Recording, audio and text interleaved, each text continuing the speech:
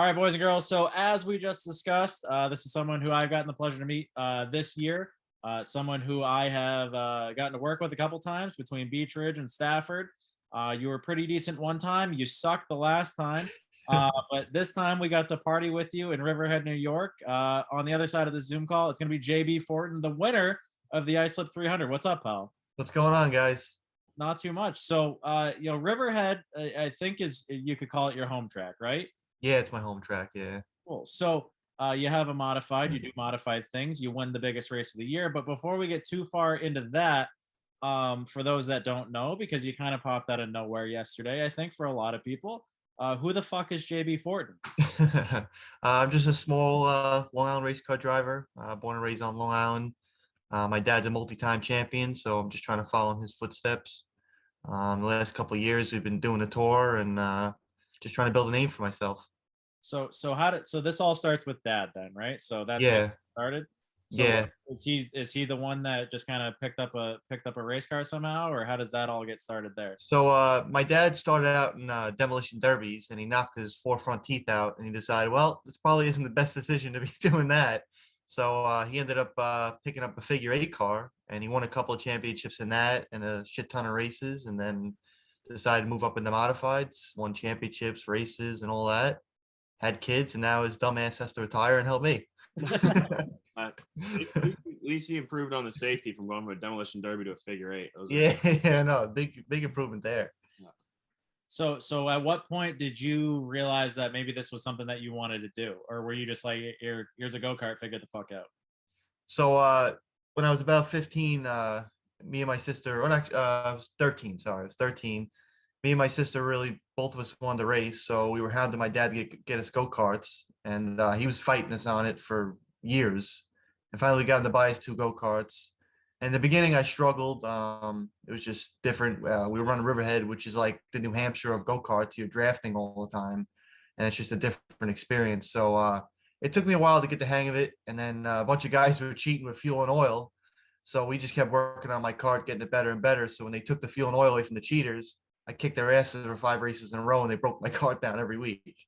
So then we realized, oh, well, if I can win in a go-kart, I could probably do it in a modified. So then I moved up, and then that's where we're at.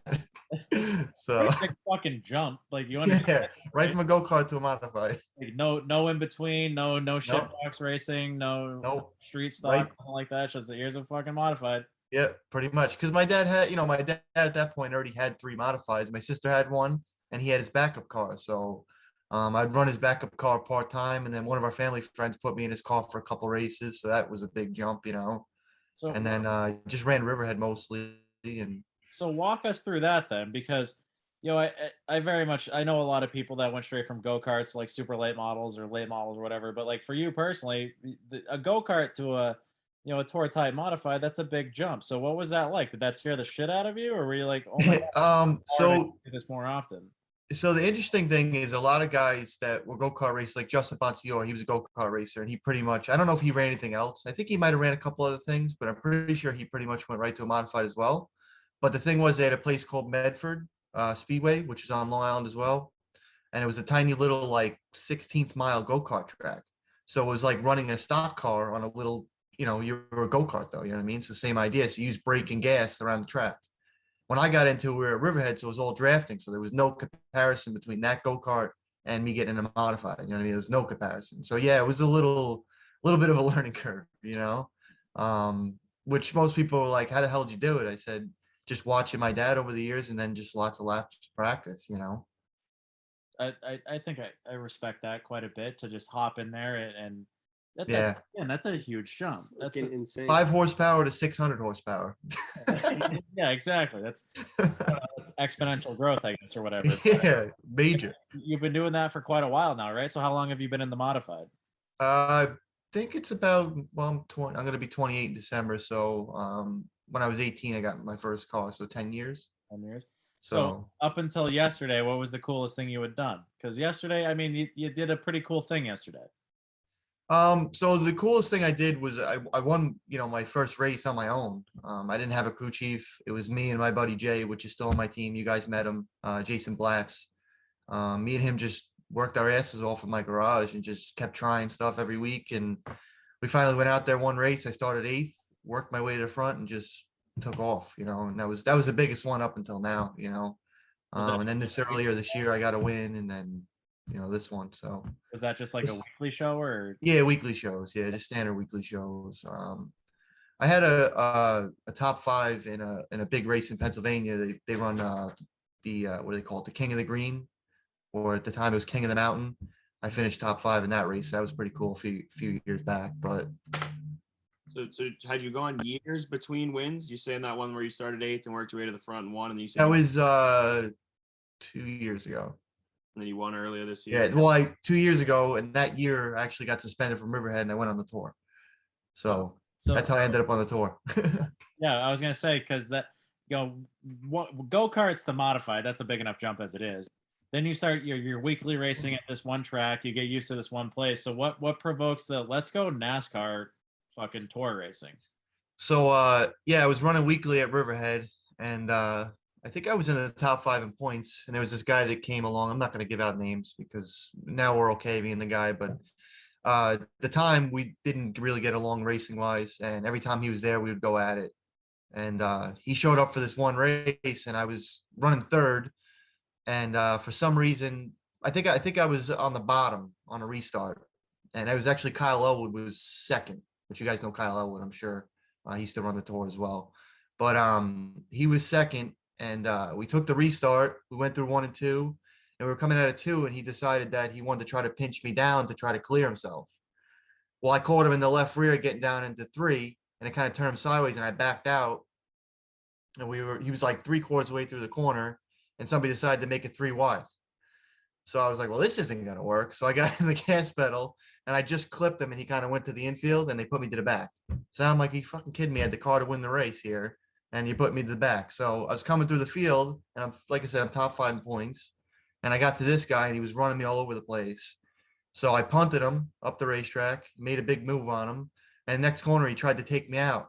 And he turned me totally sideways. I got in the gas pedal, crossed him over, and when I crossed him over, he made a left, and I drove over him and took his air cleaner off.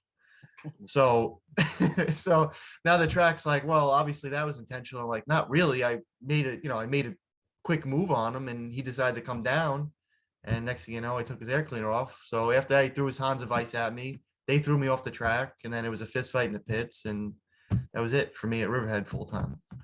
So that's how you go to tour racing. Yeah, so That's how I ended up tour racing. So because you So got that's why it was the running joke last night. I told the head guy there, John Elwood, and one of the head officials that, hey, thanks to you guys, this is why I got this win, because if I didn't get out of here, I wouldn't have been, I wouldn't have got better. You know what I mean? that's So it was pretty cool. I cool. like that. So you guys are scrappy, is what you're saying. You don't want to be. I don't try not to anymore. You know what I mean? I was younger. I'm growing up now. Right. Growing You up. know? So yeah. No, I think one of the cooler things though is that we met at Beach Ridge, right? So we live 5 minutes from that racetrack, and we got hooked up because you had someone who was supposed to fill in. They couldn't make it. So I think it was one of your friends, right? yeah, Mike Sanford was supposed to spot for you. He couldn't make it. He throws my name into the ring. I had never heard of you at all. I'm not gonna lie. I was like, who the fuck is this person? So I walk up into the Beach Ridge pit area there, and they're doing this driver's spotter meeting, and I don't know what the fuck is going on. I've never done anything at that level before, and I see these people wearing these bright ass pink and blue and purple shirts, and it says JB Fortin all over it. I was like, well, I bet I know where the fuck they're going. So I follow them all the way down to your trailer, and we very much hit it off, I feel. Yeah, we did. I gotta say, from the first minute I met you, I was like, this fucking guy's a cool guy. I didn't know you from a hole in the wall, and I think Sean, my buddy Sean, was the one that set the whole thing up with Stanford, and then he passed you along. So he was, I think he gave me your phone number. I think we talked a little bit before the race, but yeah, when we met you and I met you, I was like, this guy's a cool guy. This is gonna work out good. Good that you had that first reaction, because usually it takes people a couple, 2, 3 visits with Charlie to Years. really come around. And Listen, anybody that tells you on the radio, put your balls up on the dashboard, he's a friend of mine. Well, we were just talking about that because Spencer here to my right, he noticed the tape on your dashboard that said, put your balls on there. And apparently that stuck very much so with your team. Yeah, it was pretty funny. Yeah, they all made a joke out of it. So yeah, they put it in that car. It was a good laugh. You know what I mean? Well, I just wasn't ready for it. I was like, well, I guess he really wants me to get after it here. well, I don't single car qualify at all, so I was like, I don't know what the fuck I'm talking about. I was like, oh, just don't suck. Put your balls on the dash. Let's see what you got. And you did suck for sure. I did suck. I did suck in qualifying there. Yeah. But no, Beatrice. Where did we qualify? I think 20. I think we were like 20th. I think we were last. Like 19 cars for sure. Yeah, I think Melissa Fifield was the only one behind us. Well, you said it, not me. Yeah. But yeah, no, you go out there. I think you got what, like sixth, something like that at Beach Ridge. Never been there before, and that was a good time. But then from there, we ended up getting hooked up at Stafford, and that was well, yeah. Again, you said it. So it was cool to go over to Riverhead, and there was a few moments in time where I was like, JB like is pretty not bad right now, and you were like kind of charging your way up through it at times, and you were just hanging around top 5, top 3, fell back a little bit, but then you were very much passing cars and not sucking. So we've explained our weekend so far. What was this past weekend like for you? Yeah, so in qualifying, I was kind of aggravated after qualifying because I went the fastest first lap in qualifying, and my second lap I kind of blew it. One of the guys that went out before me ended up smashing himself straight into the wall. I don't know what happened. I watched the video. I still can't figure out what the hell happened, but he oiled the track down, and the first lap I hit the speedy dry, and it kind of turned the car right, and I ended up going a pretty good lap. But I was like, I don't want to do that again because I might fuck up the second lap. So I said, all right, let me move down a little bit. And I think it just hurt me. I mean, it tightened the car up in the center, and I was just like, whatever. But after that, I was like, whatever, we'll let qualifying go. We qualified 8th. I was like, all right, it's decent. We'll ride it out, stay up front, and see what's going to happen. And I think it was around a lap 80 or so. We were just everybody was riding in the beginning. There was nobody really doing anything crazy. I mean, some of the guys are smashing into each other. I'm like, it's a 300 lap race. Like, what the hell are you doing? I don't know if they never ran that race before, or I ran it. This is the 3rd or 4th time I ran it. So I know, you have to make it to 300. If you don't make it to 300, what's the point of coming? So guys are bouncing off each other. I was like, whatever. But around a lap 80 or so, I started getting a little free in. So I was starting to get a little nervous in the car because I was like, if we're getting free in now, and then we don't pit and do something, we're screwed. I mean, we're not going to make it to 300. So I came over the radio, and actually our crew chief was jumping between me and my dad. And he came on and said, how do you feel? I said, I'm getting a little nervous because I'm starting to get a little free in. And he said, well, if you think you can make it a little longer, you might want to push it, because if you come in for a tire, you're really going to be fucked. So I said, all right, well, we'll go a little longer. I think I fell back. This is when I started falling back. Like he said, I fell back a couple of spots. I think I was right. So I think I got up to 6th or 4th. I don't know where, 5th or 6th I was at one point. And then I fell back to around 8th again, kind of hanging out there. And then guys were getting a little hairy. So I think I lost another spot. I think I fell back to 9th. What the hell happened there? Don't worry about that. I think I fell back to 9th. And, we were just riding there. And then a caution came out. I guess there was a big pile up behind us. And I was like, all right, well, now we're in a good position. Let's pit and make some changes. So we came in, we put a tire on, and we made a couple of changes. And then after that, the car just came alive. I mean, I think I came back out. We had to be 10th then when we came in. Or I think, yeah, I lost some spots because of when I pitted. I think I was 10th or 12th. And then I went from 12th to 4th on the green flag through lap traffic and everything, and got to 4th. And then that's it, pretty much. That really set the night. You know what I mean? At that point, that was where we knew we had a good car. Well, going into the later portions of the race there, I mean, there was quite a few like long green flag runs there, but towards the end it was getting hairy for a lot of people, and it was caution after caution after caution after caution. Well, lap traffic was out of control too. It was crazy. But you very much towards the end there, we explained it a little bit earlier, but you didn't suck. Like, you weren't really hamstring spots. Like, you didn't really get it through attrition at all. Like, you very much drove around Ryan Preece for the lead.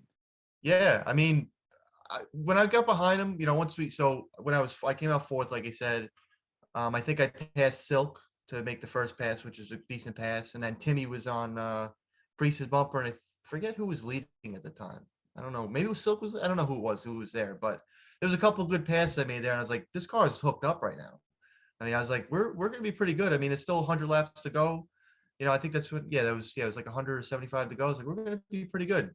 And then there was a restart with Preece. He kind of tried to wash me at the end of the straightaway, and I kind of just crossed him over. There's a couple different views. One of the videos, it looks like I hit him. I really never hit him. There was a half a car between us, but he just moved up to try to clear himself, getting in the corner, and I made a pass on him. And then after that, the race was mine. I knew I could control the race, you know. The fans very much enjoyed that pass. I know we were talking about that after the race was over. Yeah, when Priest washed up, you even said you timed it perfectly. You knew that he was going to do that, so you kind of backed out of it and just don't let him. But the crowd went wild. Everyone seemed to love that. It wasn't, I'm sure that everyone was there to see Priest too, but that was just such a crazy move that worked flawlessly for you because then he fell back running the top. So it's just nutty for me, which I had no clue who you were going into the race. I didn't even know Charlie. I had no idea. I recognized. I thought the name looked cool when I was filling out my thing for Freddie Kraft's brother's pool there, and so I think I picked you, but I had no idea who you were. And then I'm like, who's that 34? And I used to race a little bit, and that was my number, so I went with you. And then all of a sudden, like Priest, Silk, and you're flying by those guys. I'm like, this doesn't make sense. This is awesome. So it's actually pretty interesting. So I was talking to one of my buddies, called me. He's a longtime racer, older guy. He used to race actually big time too. He used to travel. This guy John Mead. He's a chassis guy on Long Island. He called me, just congratulate me and stuff. And I said, it's pretty funny because people don't know me, but out of this year with the race that I ran at Riverhead, I think my average finish was third. So that's pretty big, you know what I mean? And that's how I ended up winning that Teddy Christopher Cup, because I finished second in one of those the races for that cup, and third. So I was second in the points, and that's how I ended up winning. It was winning this race, you know. It's badass. Yeah, we very much made you drink out of it too. So I hope. Yeah, it made me drink out of it. But it was cool. Riverhead's a tough place. I mean, people don't realize if you could race there, you could race anywhere. You know, it's just like you guys at Beach Ridge, same stuff. You know what I mean? Short track racing, you can't beat that. It seems like very much its own little world, its own little niche things that you have to do to get around there, which inherently is going to help you no matter where you go. So, all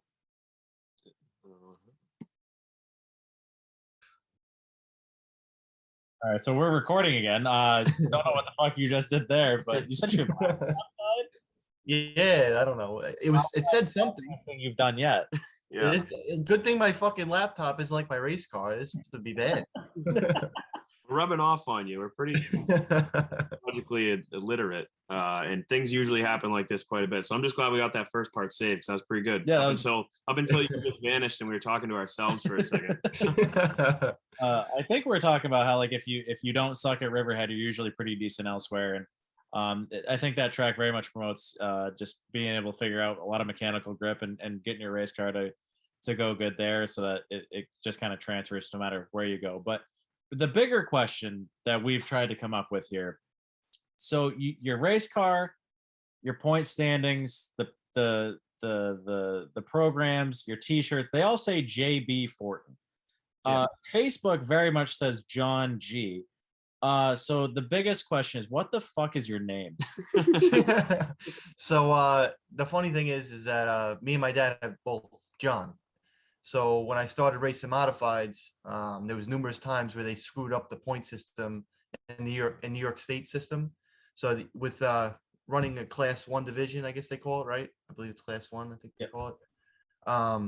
You could win the New York State Championship, which will bring you down to NASCAR, and you could also win the whatever they call it, the freaking US championship, whatever the hell it is, national championship. You can win the national championship. With us having the same name, they put junior originally, and they kept fucking up the points. So we were like, well, this isn't going to work, because every time, they would give him my points or I would get his points, and it just wasn't working. So everybody my whole life has called me JB, because obviously with dad being John, and so Johnny Boy. That's where the nickname Johnny Boy. So everybody just called me JB. That was just a nickname, and it just stuck. So that's what I go by racing. It's just easier. That makes way more sense. Yeah. Yeah. Right as the lights went off on the first part of that recording there, we were like, well, so we've gotten his like racing background. We just touched on the biggest win of his career. Do we know his name? Yeah. So my real name's John Gerard Fortin. That's my middle name. Me and my dad don't have the same middle name, so I'm not actually a junior. Your name is Jean Gerard? John Gerard, yeah. John Gerard. No, yeah, we're John Gerard. Yeah, John. Sponsored by Perrier. No, that's isn't that Jock? Isn't it Jock though? Is it his name? Jock? John. Gerard? I'm pretty sure it's John. I think it's Oh, John, is it? but it's Jean. He's very French. Yeah. Oh yeah, Sean. Yeah. Well, I am French. My dad's French. It's So Sean. there you go. Moving forward, I guess, you've just won the biggest race of your career. It's the biggest race at Riverhead, I feel. So, moving forward, what's the plan? Where are we going to see the 34 car at? The plan is to keep running the tour. I mean, my goal is to get that big tour victory, and possibly run for a tour championship at some point. You know what I mean? We'll see how far it goes. Me and my dad have talked about it. Obviously, this stuff's not cheap. Sponsors are always wanted. You know what I mean? We picked up Peerless Boilers this year through a business deal. So it worked out pretty good helping us out with that, which I have a couple of the small sponsors, which help out a lot. But I mean, this stuff's not cheap. Everybody knows it, and to get a ride, everybody wants you to come with money. So you're better off running your own stuff at that point, So we're just going to go until we feel that we spent too much money, and then we'll call it a day, You But get a couple of people doing slave labor. We got our friend Spencer over here to drive your trailer to New. Yeah. He's hooking us up. Appreciate that if you help us out. You know what I mean? Obviously, we're a small team. Like I said, we're mostly self-funded. It's just we try to do the best we can every race and not suck, like as Charlie would say. So your dad has a fuel oil company, John's Fuel Oil. Do you work with them as well, or? Yeah, so we own a fuel oil company and a tree removal company. So during the wintertime, we do fuel oil. During the wintertime, we do trees. Yeah. So I work with both companies. I fix the machinery on the tree side, and I'm also a service tech on the oil side. And it's I really, it's not like anybody needs fuel oil in February when you're supposed to be racing down to speed weeks. So, which actually it's really tough because there's only 3 of us that do the service side. So yeah, any installations that come in or emergency stuff like that, it's going to be tough with me. But that's why we said we need a driver, because I can't drive it down. I have a Class A as well, but it just doesn't make any sense for me to leave here. I'm just going to fly down for the race, It's not every day that you meet someone and then also hire them to drive your It's true. It's true. Hey, listen, I might have to take in my condition, I would not have hired me at all. I might have to take him for a test run to make sure. To be fair, I did preface it with, this might not be the best time for an initial interview, but he nailed it, I guess, right? Yeah. Right. It's that's the whole thing with the tour, though. It's tough because they put you in positions like that. Most of us said, like, most of the people that run the tour right now, it's hard for them in that time period. Most of them have companies where they're very busy. I think 90% of the people that run the tour have their own business. So it's. Well, I think that's one thing that gets lost in the shuffle too, is that the modifieds, it's this NASCAR wheel and modified tour, but like these people are very much, they have regular jobs. Like, correct. It's not like the trucks in Xfinity and Cup where they're getting paid to drive race cars. Like some of them are, but like these motherfuckers have 9 to 5s and like they have shit to do during the week. So it's just because the mods are going to New Smyrna or like Richmond and stuff like that. That shit's got to be planned out for a lot of these people. Like these are for the most part just regular folks. Yeah, essentially, I mean, I'd always tell Jimmy Wilson, which is the director, I said, if you can get me a schedule as early as possible, because we got to plan around it, especially this February race. Like I said, we kind of need a driver to drive the trailer down, even crew wise with, 2 of the guys work with me. So for them to leave too, I mean, the one guy does installations with me. How is that going to work? Now 2 of us leave. It's not losing 1 person, you're losing 2 people, so it's definitely going to be tough. We always seem to figure it out. We just love racing. So, like everybody else that's involved in this stuff, you just kind of make it work, You have no choice at that point if you want to do it. One thing I found interesting about you guys, is it true that you're dragging cars across the field to go set them up in somebody else's garage? Did I hear that? So, I was hammered. Yeah. So I actually got my first win out of my garage. We have it's like a 5-car garage, I guess you could consider it. We have a lift in there and stuff. So we used to set them up here. I have a whole setup rack thing, you know what I mean, that everybody has in modified. You have to, else you get your ass handed to you. But I have one here, but my dad was working with his crew chief for many years. He actually won a championship with him back in 2001. So, it came to a point where he lives up the block. So he said, you know what, if we're going to work together, I might as well just bring the car down there instead of him coming here, because he's got nicer equipment down there, a nicer scale set up. His garage is really neat. My garage is kind of a disaster. So it just works out. We take the cars, we flat tow them around the block, and and then when the next one comes back, the next one goes there. It's just back and forth all day long. So it's pretty cool though. But it works out because he's retired too. So during the day he could work on it. He walks out of his house 5 feet and he's in his garage, you know. Yeah. So I think that this is a good time to ask this question, but what? No, I would be eager to hear your question. You had talked about how you know, you guys you always figure it out. You love racing. It's something that you keep trying to strive to do.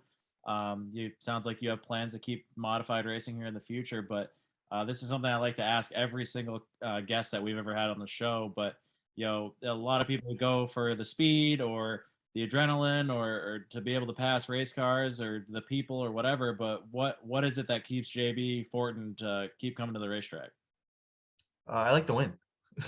There's no doubt about it. Everything I do, whether it be video games or anything, I just like to win. That's it. I mean, I played football, I played lacrosse, I played college lacrosse actually, and Division II, so it was pretty cool.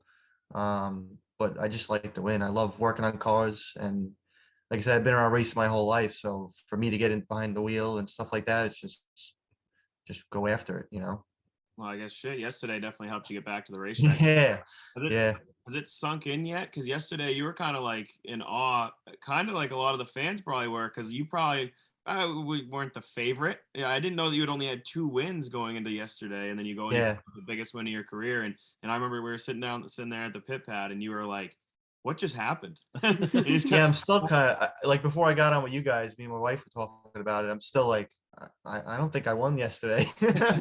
I still don't feel like I won yesterday, you know. the dream. But of- obviously, I got the 2 trophies behind me right now, and you guys could see them. But it's wild. I never would have thought, you know. Obviously, you go into the race preparing that you know you want to win. I want to win. I work my ass off of my cars. You know, I spend a lot of time researching stuff. Kenny spends a lot of time researching stuff. That's my crew chief. Um, and it's just when you can come out like that, and like you said, mid race, you could just tell I had a dominant car, and I knew if I got out front that it's my home track. I'm going to dominate it, you know. And that was the plan. I just wanted to get out front. You know, that's why I said if I could have qualified out front, I think I would have probably dominated the whole race. But it kind of worked out better because I was able to save my car a little bit more, I believe. And I think Ryan had to use his car a little bit more. And he came down for 3 tires, I believe, when we pitted. And then maybe the tires didn't work out for him. So it worked out in my favor in that end. You know what I mean? So, yeah. At what point in time yesterday did you realize, like, holy fuck, I'm probably gonna win this race? I think when we came down for that final pit stop, when everybody took 3 tires and I made my couple pit changes and I only took 2 tires, and we went out and we took the green flag, and I think there was a short caution right after that, and had a feel for the car at that point. We went like 2 or 3 laps and somebody spun out, and I was like, I came over the radio to the guys and said, "There's a pretty good shot that we're going to win this thing. We just need to get out front and dominate the race." And I think it was like I said, I got to second. And we were behind Priest, and I said, if he takes the top, the race is over. I'm going to beat him on the restart. He chose to take the bottom, and that's where that pass came from. You know what I mean? I was like, I don't even know. Like I said, I still don't know how I made it work, but he just kind of washed up in front of me, and I turned under him, and it stuck under there. And once I got the lead, it was over. You know? Well, that's I think that's a pretty cool story. I think that the way that it all worked out, especially with us being there and you winning that. Yeah, yeah. Those cool. And I kept busting your chops. I was busting your chops about, you need to come down here. It's the biggest race of the year for us. Come on, get over here. Yeah, we had gone last year, and there were all sorts of plans in motion, and things were very fluid. So I didn't know if I was going to make it or not. But we made the trek down, and I'm glad you pulled it off. You put on a show. You melted the car down in Victory Lane. Love to see that. And, Which, well, that actually, I'm surprised I didn't get screamed at for that one, because that was one of the things my dad said. I never want you to do a donut, but for this one, I won a championship, you know, thing, and I was like, I won the biggest race of me in my career at this point, you know. Like you said, I don't have many wins, but I have a shit ton of seconds, and to come home with this win was like big, you know. I think But That was acceptable to do. Yeah, Yeah, I didn't do. I only kept it at 3,000 RPM, so we were all right. I wasn't killing it. It was cool to see. But The fans obviously love a good burnout, but and the craziest thing about this whole deal is that you did this without your balls because you didn't get them back until Charlie brought them. yeah, he gave my balls after the race. Why couldn't you give them to me beforehand? Oh, well, you didn't deserve them yet. But it was actually it was funny to recap one thing though. I was talking about one of my guys earlier. So I guess it was like 14 to go. And my dad broke something in the rear end. I thought he just spun around, but he broke something.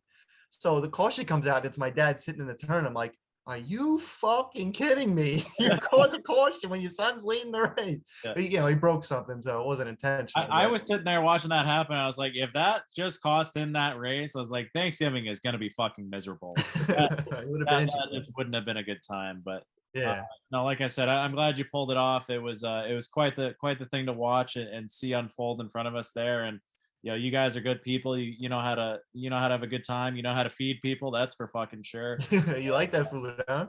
It was cool hanging out with you after the race, and just congratulations, man. It was a hell of a win.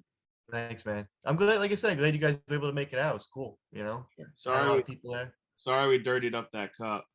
No, hey, listen, my wife cleaned it out. We're good. Well, after you guys left, they broke one of the arms off it. I had to glue it back on today. Oh, good. Easy. Yeah. I didn't. Yeah. Not on purpose. They just picked it up and it fell off. I was like, oh, that's not good. Apparently, there's another little. Is there another little JB on the way? Is that what we heard? Yeah. So that was the conversation me and my wife had. She said, if you win this race, you could announce that we're having a baby. So yeah, we're having a baby. She's 4 months pregnant. We don't know the gender yet, but we'll see. Either way, it's gonna be a race car driver. I love to hear it. Well, Yeah. thank you for coming on. Thank you for talking to us. I think that this has been really good, and maybe Spencer will bring the hauler down to New Smyrna for you, and maybe when that baby pops out, I'll have a helmet with me. I don't know. We'll have to figure that out. That'd be awesome. All right. Well, thanks, man. Appreciate it, and hopefully now at the end of this, people know who the fuck JB Fortin is. Yeah, I need people to know who I am about this. It's about time. Well, you finally you did the thing, so I think you helped your case there. But again, thank you for coming on, and it's been a good one. Thanks for having me, guys. Appreciate it. Thank you. Race car. Here we go, race car.